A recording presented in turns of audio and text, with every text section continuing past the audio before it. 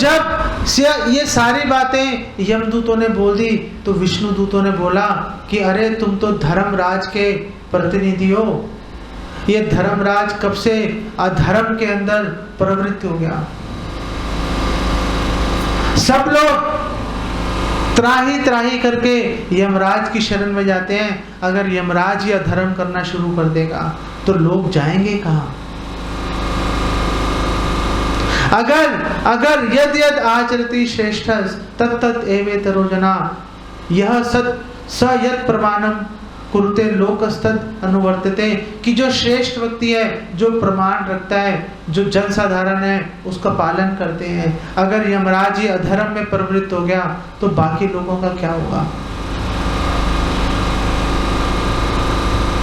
तो जाओ, जाकर यमराज से पूछो, अपने स्वामी से पूछो कि वो क्यों अधर्म में प्रवृत्त हो रहा है। जाके पहले चेक तो करो, पहले पता तो लगाओ कि ये जो अजामिल है इसके खाते में कुछ पाप लिखे हैं कि नहीं लिखे हुए।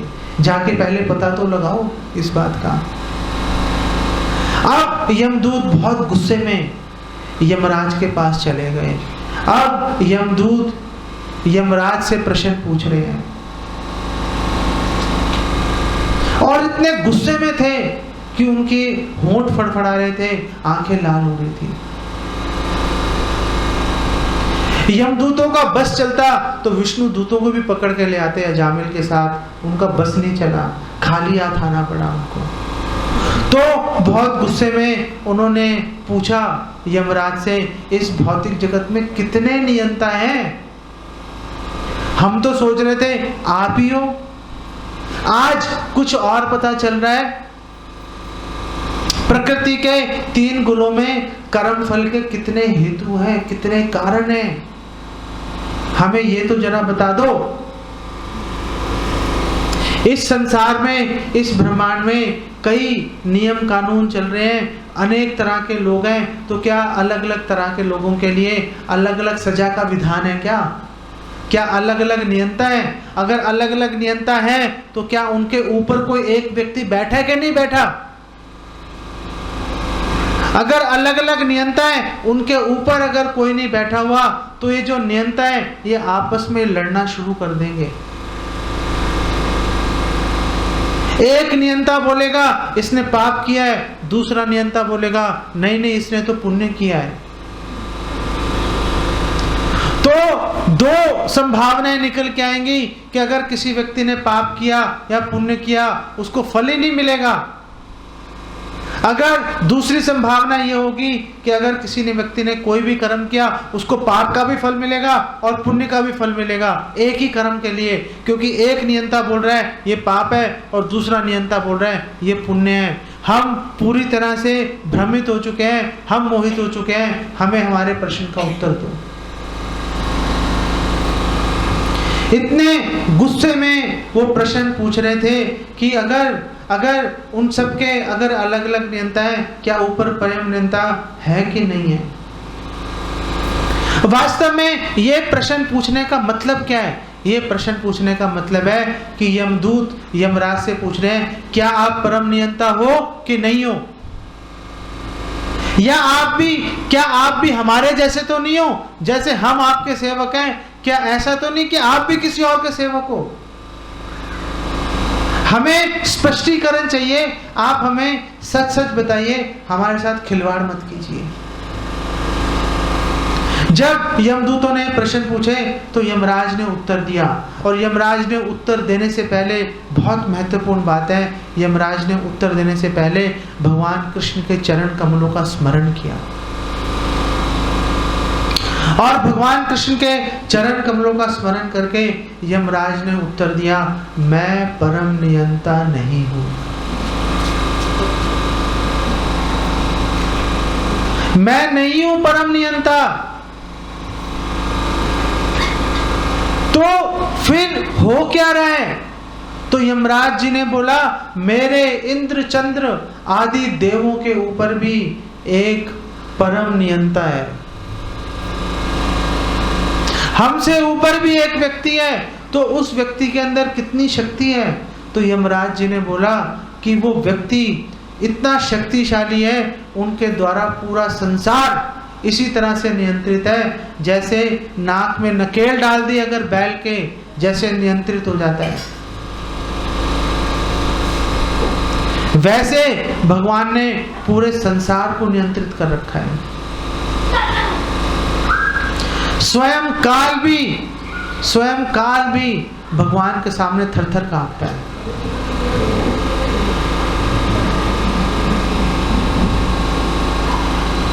यमराज जी ने बोला कि जो मुख्य देवता है, प्रधान देवी देवता है, बृहस्पति, भृगु, मैं रजोगुण तमोगुण से मुक्त हैं, फिर भी हम भगवान को नहीं समझ सकते।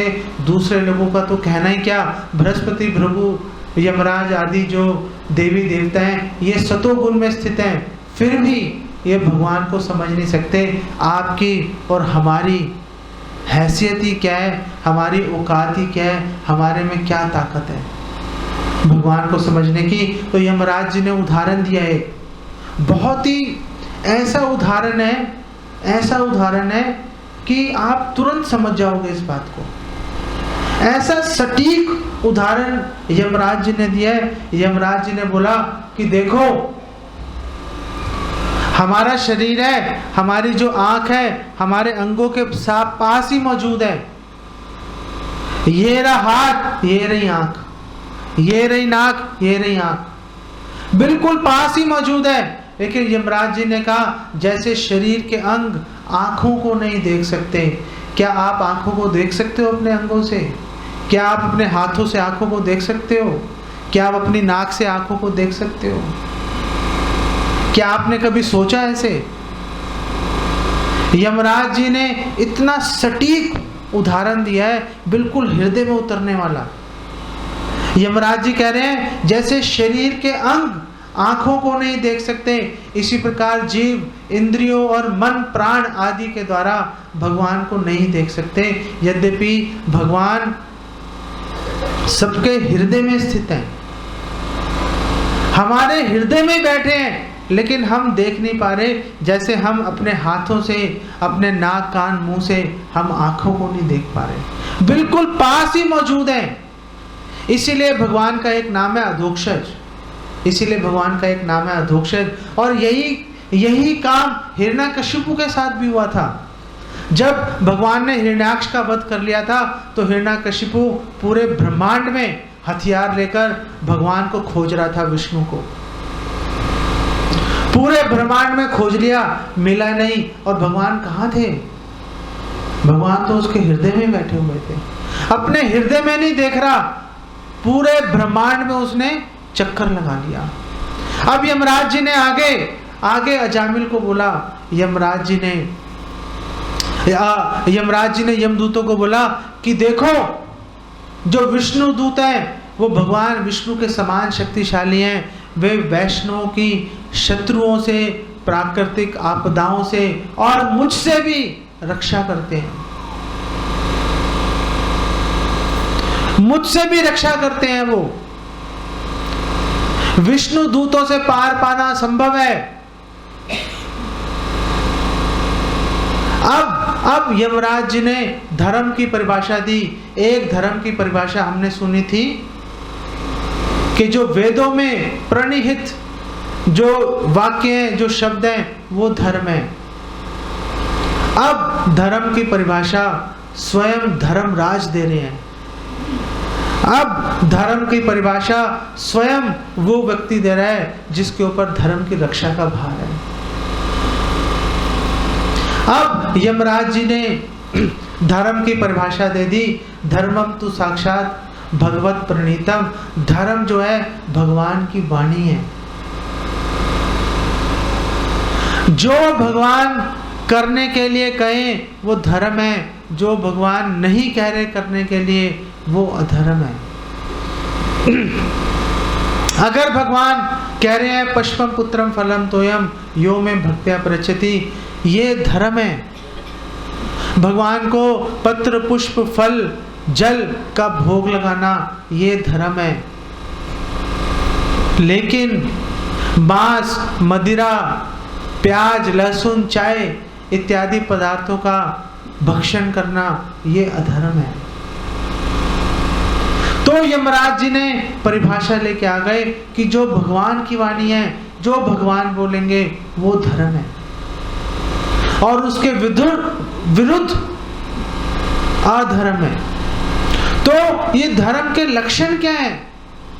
ये धर्म के लक्षण क्या है? धर्म के लक्षण है गुह्यम विशुद्धम दुर्बोधम। ये बहुत ही गुह्य है, गुप्त है, विशुद्ध है। इससे ज्यादा शुद्ध वस्तु संसार में उपलब्ध नहीं है। दुर्बोध है, समझना मुश्किल है। हमारे शास्त्रों में बोला भी क्या है? तर्को अप्रतिष्ठा श्रुतियों विभिन्ना नासाव ऋषिर यस्य मतम ना बेतम। आप शास्त्रों को पढ़कर आप आपस में तर्क वितर्क करके धर्म के मर्म को समझ ही नहीं सकते। तो ये प्रश्न उठ गया कि अगर शास्त्रों को पढ़ के धर्म का मर्म नहीं समझ सकते, अगर आपस में विचार विमर्श करके धर्म का अगर हम मर्म नहीं समझ सकते, तो फिर धर्म का मर्म समझने का सरल और सर्वोत्तम उपाय क्या है? कृपा करके हमें ये बताइए। तो इसका उत्तर हमारे शास्त्रों में बोला, महाजनो येन गता सपद्धा, कि जो महाजन, जो महात्मा, जो साधु संत जो कार्य कर रहे हैं, जो वैष्णव जो कार्य कर रहे हैं, अगर आप वैष्णव के आचरण का अगर आप पालन करोगे, अनुसरण करोगे, उनकी शिक्षाओं पे चलोगे, वो धर्म है। अगर वैष्णव के कहने के विपरीत चलोगे तो अधर्म है। तो धर्म का पालन करने की सबसे पहला कदम क्या है? धर्म का पालन करने का सबसे पहला कदम है वैष्णवों की शरण लेना। और वैष्णव की शरण लेने के लिए आपको वहां जाना पड़ेगा जहां वैष्णव रहते हैं। वैष्णव कहाँ रहते हैं? वैष्णव विष्णु के घर में रहते हैं। ये विष्णु का घर है, ये विष्णु का घर है। अगर आप धर्म का मर्म समझना चाहते हो, विष्णु के घर में आ जाओ। जब आप विष्णु के घर में आओगे, आपको वैष्णव मिल जाएंगे। वैष्णव के घर में आओ, विष्णु के घर में आओ, तो भगवान के दर्शन करके घंटी बजा के वापस मत चले जाओ। उसका भी फायदा है, उसका नुकसान नहीं है, लेकिन सर्वोत्तम लाभ नहीं है। सर्वोत्तम लाभ तब मिलेगा जब आप मंदिर में आके, विष्णु के घर में आके वैष्णव के पास जाओगे और वैष्णव से पूछोगे, आप हमें बताएं कि धर्म क्या है, अधर्म क्या है। आप बताइए मेरे जीवन में दुखों का अंत कैसे होगा। तब आपके जीवन में कल्याण का मार्ग प्रशस्त हो जाएगा, तब आपके जीवन में मोक्ष का मार्ग प्रशस्त हो जाएगा।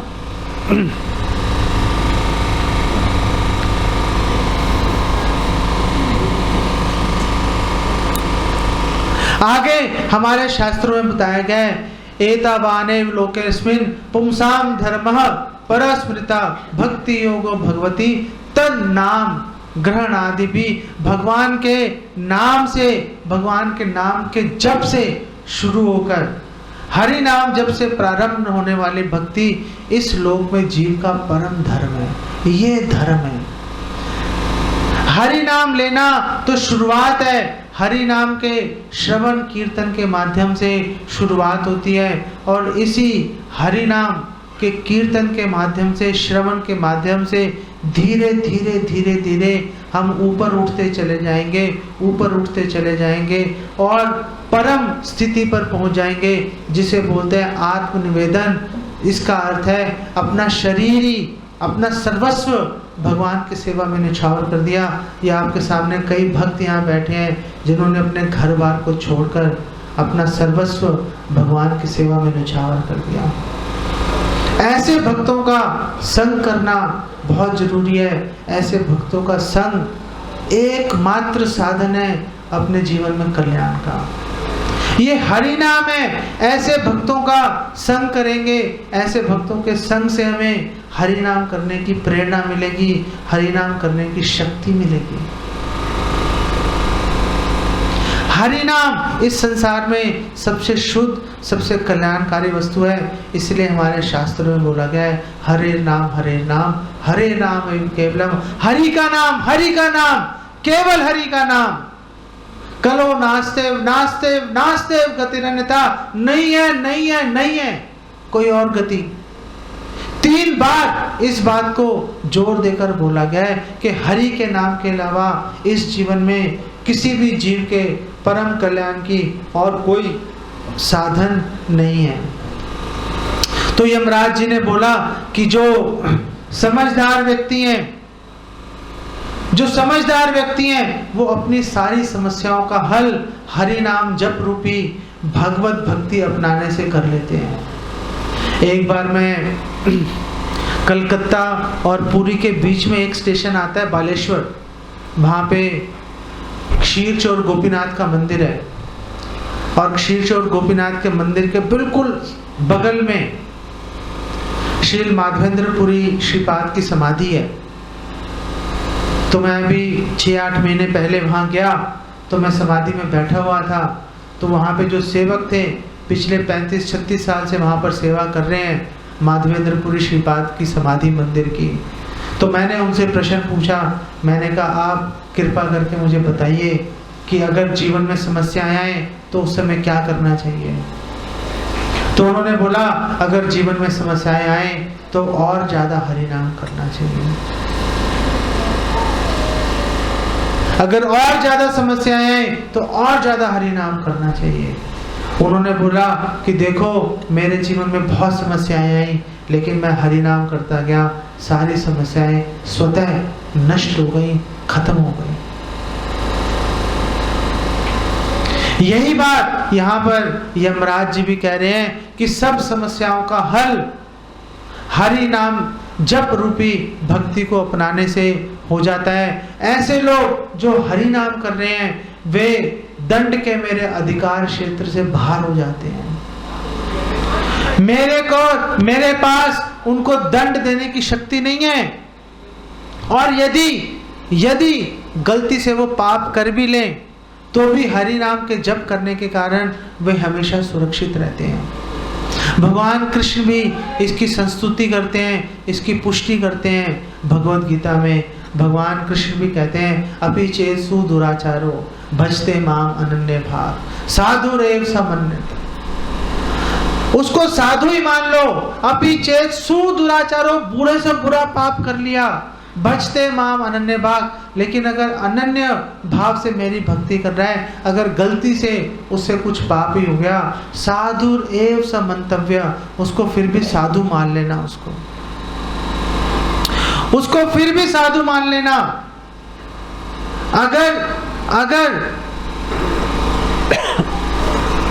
अगर आपने उसको साधु मान लिया, तो आप भी साधु बन जाओगे। सम्यक एव व्यवसित ही सहा। अगर आपने उसको साधु मान लिया, वो भी साधु बन जाएगा। गलती से पाप हो गया, दोबारा से हरि नाम करने के कारण साधु बन जाएगा, और क्योंकि आपने उसको साधु माना, आप भी साधु बन जाओगे। इतनी महानता है हरि नाम जप करने वालों की, इतनी महानता है। अधिकार क्षेत्र से बाहर निकल आते हैं और यमराज जी ने बोला हे यमदूतो, कृष्ण भक्तों के पास फटकना भी मत, उनके पास भी मत चले जाना भूल से। वे परम भगवान की गदा के द्वारा रक्षित हैं, इसलिए ब्रह्मा, मैं और यहाँ तक स्वयं काल भी उनको दंड देने में सक्षम नहीं है। स्वयं भगवान उनकी रक्षा कर रहे हैं। इसका प्रसंग, इसका उदाहरण, आप पूछो क्या इसके उदाहरण है? हमारे शास्त्र इनके उदाहरणों से भरे पड़े हैं। हर श्लोक में, हर पेज पर, हर पृष्ठ पर भगवान कैसे अपने भक्तों की रक्षा कर रहे हैं, उसके उदाहरण भरे पड़े हैं। अपने भक्तों की रक्षा करने के लिए भगवान अपना वचन भी तोड़ देते हैं। भगवान कृष्ण ने वचन लिया था, प्रण उठाया था कि मैं शस्त्र नहीं उठाऊंगा महाभारत के युद्ध में। अपने भक्त की रक्षा करने के लिए अपना वचन भी तोड़ देते हैं भगवान। भक्त की रक्षा महत्वपूर्ण है। चैतन्य महाप्रभु श्रीवास आंगन में, श्रीवास ठाकुर के घर चैतन्य महाप्रभु एक बार सप्त प्रहरीय लीला का प्रदर्शन कर रहे थे, प्राकट्य किया उन्होंने, प्रकट की सप्त प्रहरी लीला। 21 घंटे तक चैतन्य महाप्रभु ने अपना ऐश्वर्य प्रकट किया। एक एक भक्त को बुला बुलाकर चैतन्य महाप्रभु ने कृपा दी। उन सारे भक्तों में चैतन्य महाप्रभु ने हरिदास ठाकुर को बुलाया। हरिदास ठाकुर मुसलमान परिवार में जन्म हुआ था, लेकिन नामाचार्य कहलाते हैं। हर रोज प्रतिदिन भगवान के 3 लाख नाम जपते थे, बिना नाम जप किए, बिना अपना जप पूरा किए, ना तो कुछ खाते थे ना कुछ पीते थे। मुसलमान काजी ने उसको बुलाया, हरिदास ठाकुर को, और उनको बोला, देखो मैं तुम्हारे पिछले अपराधों को क्षमा कर दूंगा, तुम वापस अपने मुस्लिम धर्म का पालन शुरू कर दो। तुम ये हिंदुओं के इनके नामों का, इनके भगवान के नामों का जप करना छोड़ दो। हरिदास ठाकुर ने कहा, आपकी बात बहुत अच्छी है, लेकिन मेरा बस नहीं चल रहा, मेरे बस में नहीं है हरि नाम को रोकना। तो मुस्लिम काजी ने बोला कि देखो, अगर तुम नहीं रोकोगे तुम्हें इसके भयंकर परिणाम भुगतने पड़ेंगे। हरिदास ठाकुर ने कहा, मैं विवश हूं, आप मेरे शरीर के टुकड़े टुकड़े कर दो, मैं हरि नाम लेना नहीं छोड़ूंगा। 22 बाजारों में हरिदास ठाकुर को कोड़ों से पीटा गया, और वो लोग कोड़ों से पीट रहे थे जिनको काजी ने बोल के भेजा था कि अगर ये नहीं मरा तो तुम्हें मार दूंगा। वो लोग हरिदास ठाकुर को कोड़ों से पीट रहे थे।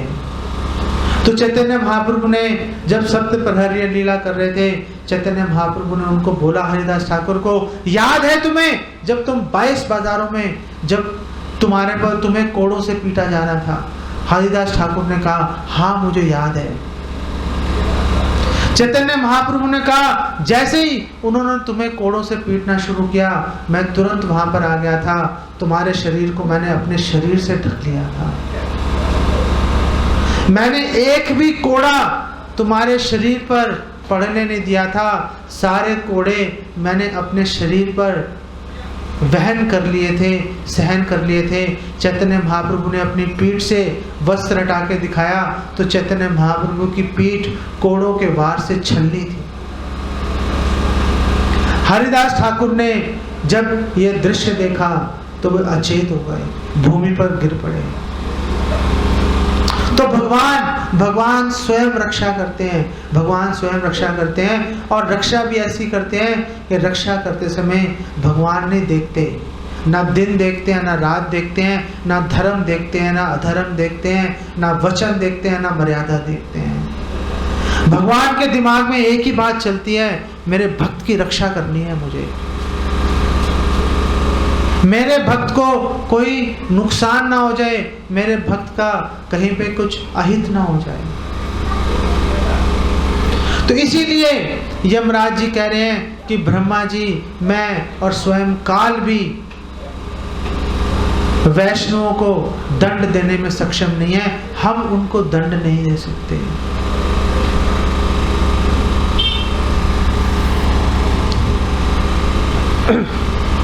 यमराज जी आगे यमदूतों को बोल रहे हैं, यमराज जी आगे उनको बोल रहे हैं, जो निष्किंचन परमहंस भक्त हैं वो भोग से विमुख होते हैं,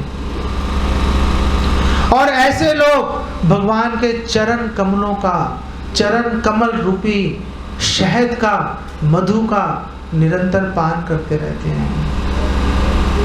और जिस तरह शहद पीने से व्यक्ति मदहोश हो जाता है, उसी प्रकार भगवान के भक्त भी भगवान के चरण कमलों का मधुपान करते हैं, इसलिए वो भी हमेशा मदहोश रहते हैं।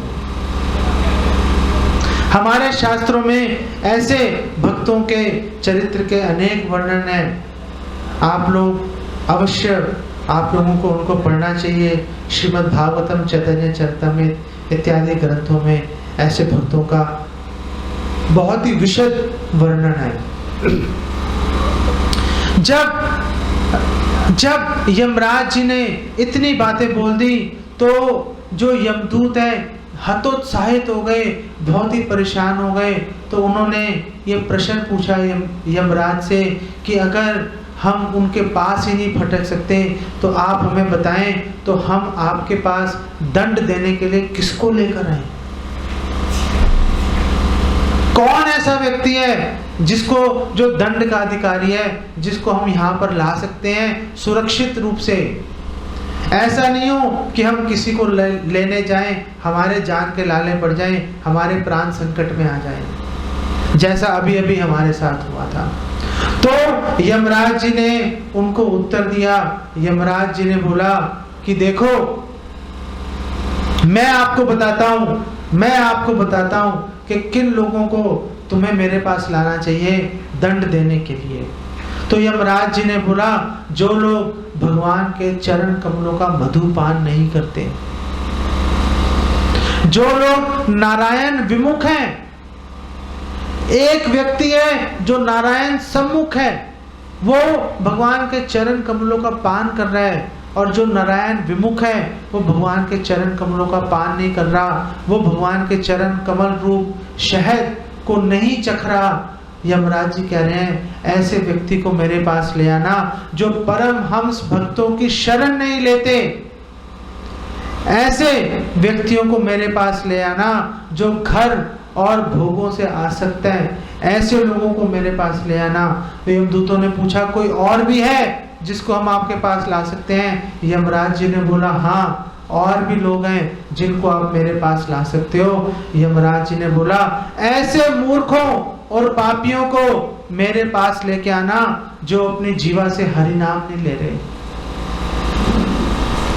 जिन्होंने अपनी जीवा से हरि नाम नहीं लिया, उनको मेरे पास लेके आना।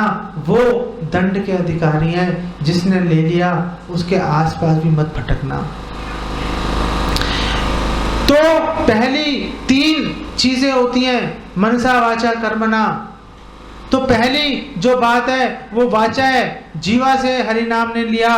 दूसरी बात है मनसा, जिनके हृदय भगवान के चरण कमलों का एक बार भी ध्यान नहीं करते।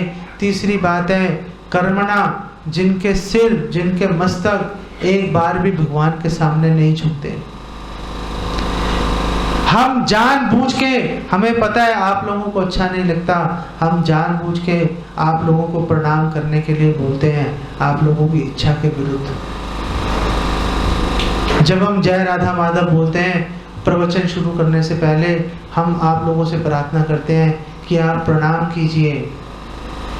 ये कारण है कि हम आप लोगों से प्रणाम करवाते हैं। ये कारण है कि अगर आप प्रणाम नहीं करोगे तो यमराज का मुख देखना पड़ेगा। हम आपसे प्रणाम करवाते हैं बहुत ही करुणा भाव से, ताकि अगर आप भगवान के सामने झुक जाओगे, वैष्णव के सामने झुक जाओगे, तो आपको यमराज का मुख नहीं देखना पड़ेगा। तो आपके कल्याण की भावना से प्रेरित होकर हम आपको प्रणाम करने के लिए कहते हैं। अब यमराज जी ने यमदूतों से अपनी बात खत्म कर दी। अब यमराज जी ने यमदूतों को जो बताना था बता दिया। अब यमराज जी के मन में भय बैठ गया। यमराज जी बहुत भयभीत हो गए। आप पूछोगे यमराज जी क्यों भयभीत हो गए थे? तो यमराज जी इसलिए भयभीत हो गए, यमराज जी ने भगवान को प्रार्थना की, हे भगवान, अजामिल जैसे वैष्णव को अज्ञानवश पकड़कर मेरे सेवकों ने निश्चित ही महान अपराध किया है। तो मेरे जो सेवक हैं वो तो जिम्मेदार हैं ही, लेकिन स्वामी होने के नाते मैं भी उस अपराध का भागीदार हूँ, मैं भी जिम्मेदार हूँ। मुख्य रूप से तो मैं ही जिम्मेदार हूँ।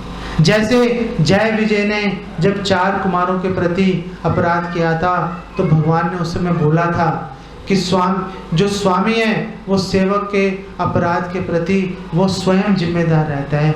यहाँ पर यमराज जी भी इसी बात से भयभीत थे। यमराज जी को भी यह डर सता रहा था कि मेरे सेवकों ने बहुत भारी, बहुत महान, बहुत भयंकर अपराध कर दिया है। पता नहीं मुझे उसकी क्या दंड भुगतना पड़ेगा। तो यमराज जी बोल रहे हैं निश्चित ही महान अपराध किया गया है, इसलिए हम करबद्ध होकर हाथ जोड़कर आपसे क्षमा मांगते हैं। आप परम दयालु हैं, आप सर्वगुण संपन्न हैं, आप हमें क्षमा करें। तो यमराज जी थर थर कांप रहे हैं इस अपराध के कारण कि आखिर यमदूतों ने, उनके सेवकों ने वैष्णवों को हाथ कैसे लगा दिया, वैष्णवों को हाथ कैसे लगा दिया। और भागवतम के 6 स्कंद के 3 अध्याय के 32वें श्लोक में बोला गया है हरि नाम और हरि लीला। हरि लीला का मतलब भगवान की शिक्षाएं और भगवान की लीलाएं, भगवान ने क्या क्या कार्य किए और भगवान ने क्या शिक्षाएं दी। हरि नाम और हरि लीला का निरंतर श्रवण कीर्तन करने वाले भक्त सरलता से हृदय रूपी दर्पण का मार्जन करने वाली शुद्ध भक्ति प्राप्त कर लेते हैं। उनको कुछ और नहीं करना पड़ता, उनको कुछ और नहीं करना पड़ता। चैतन्य महाप्रभु भी कह रहे हैं चेतो दर्पण मार्जनम भव महादावाग्नि निर्वापणम परम विजयते श्री कृष्ण संकीर्तनम। अगर संकीर्तन कर लिया, भगवान के दिव्य नामों का जप कर लिया, हरे कृष्णा कृष्णा कृष्णा हरे हरे, हरे राम राम राम हरे हरे, अगर भगवान के दिव्य नामों का जप कर लिया, कीर्तन कर लिया, तो अपने आप से हृदय मार्जन हो जाएगा, अलग से कुछ करने की जरूरत नहीं पड़ेगी। ऐसा शुद्धिकरण व्रत आदि सकाम कर्म से कभी भी संभव नहीं होता। कितने ही आप यज्ञ कर लो, कितने ही तपस्या कर लो, कभी भी मन शुद्ध नहीं होगा। लेकिन अगर हम हरि नाम प्रभु की शरण लेंगे, अगर हम हरे कृष्ण महामंत्र का जप करेंगे वैष्णवों के अनगत होकर, जैसे जय पताका महाराज है आपके यहाँ पर, अगर आप जय पताका महाराज की शरण लेंगे, अगर आप भक्तों की शरण लेकर अगर आप हरिनाम संकीर्तन में भाग लेंगे, तो अनायास आपका शुद्धिकरण हो जाएगा।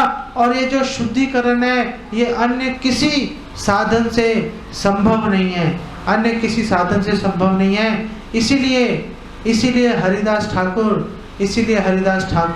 कह रहे हैं सुन विप्र, हरिदास ठाकुर कह रहे हैं हे ब्राह्मण सुनो। ये हरिदास ठाकुर गोपाल चक्रवर्ती को कह रहे हैं, हिरण्य और गोवर्धन मजूमदार के घर में बैठ के हरिदास ठाकुर कह रहे हैं सुन विप्र, हे ब्राह्मण सुनो, सकृत सुने ले कृष्ण नाम पशु पक्षी कीट आए श्री वैकुंठ धाम। जो भगवान का नाम ले रहा है, जो भगवान का नाम ले रहा है, वो तो भगवान के धाम जाएगा ही, उसका तो निश्चित ही है भगवान के धाम जाना। लेकिन उससे, उसके मुख से निश्रित हरि नाम अगर पशु पक्षी कीड़ों ने भी सुन लिया, पेड़ पौधों ने भी सुन लिया, वो भी भगवान के धाम चले जाएंगे, इसमें कोई संशय नहीं है। इसीलिए वृंदावन दास ठाकुर चैतन्य भागवत में बता रहे हैं कि चैतन्य महाप्रभु अपने छात्रों को क्या बोल रहे थे। चैतन्य महाप्रभु बोल रहे थे अघ भग पूतना रे ये कैला मोचन, जिसने अघासुर बकासुर पूतना इत्यादि असुरों का जिन्होंने मोचन कर दिया, जिन्होंने उद्धार कर दिया। अघ बग पूतना रे ये कैला मोचन, भज भज सही नंद नंदन चरण। ऐसे नंद नंदन भगवान कृष्ण के चरणों का भजन करो, जिन्होंने अघासुर बकासुर पूतना जैसे असुरों का उद्धार कर दिया।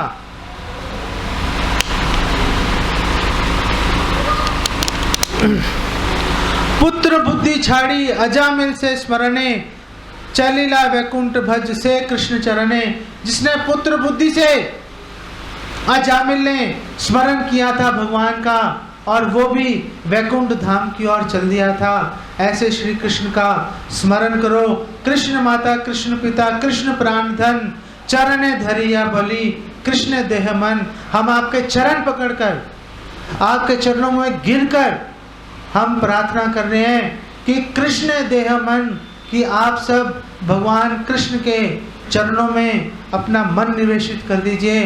अगर आप भगवान कृष्ण के चरणों में अपना मन निवेशित कर देंगे तो जैसे अजामिल की जैसे सुरक्षा कर दी थी, अजामिल की सुरक्षा जैसे कर दी थी विष्णु दूतों ने, भगवान नारायण के भक्तों ने, वैसी रक्षा हमें भी मिलेगी, इसमें कोई संशय नहीं है। लेकिन एक अद्भुत बात यह है, हमारे शास्त्रों में बोला गया है, किम उत श्रद्धया गृणन, अगर अजामिल ने बिना श्रद्धा के भगवान का नाम लिया था और ये फल मिला, अगर श्रद्धा पूर्वक नाम लेंगे तो क्या फल मिलेगा ये आप सोच भी नहीं सकते, आप कल्पना भी नहीं कर सकते कि क्या आपको, अगर आपने श्रद्धा पूर्वक भगवान का नाम ले लिया तो क्या फल मिलेगा।